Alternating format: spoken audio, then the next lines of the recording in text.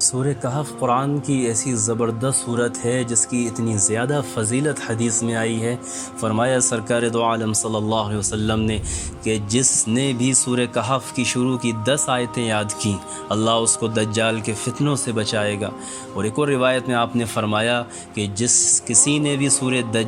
کہف کی آخری 10 آیتیں یاد کیں اللہ اس کو بھی دجال کے فتنوں سے بچائے گا۔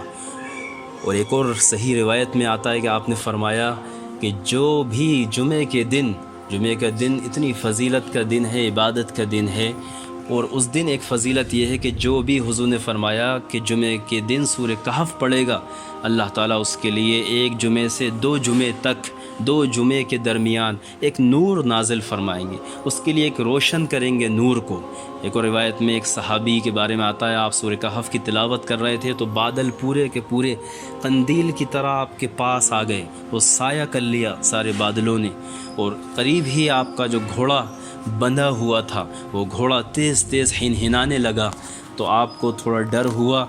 تو آپ نے سورہ کہف کی تلاوت بند کر دی۔ پھر دوسرے دن حضور کی خدمت میں حاضر ہو کے عرض کیا یا رسول اللہ ایسا ہوا۔ آپ نے فرمایا وہ سکینت تھی جو تم پر فرشتے نازل ہو رہے تھے اس قرآن کی تلاوت و سورہ کہف کی وجہ سے۔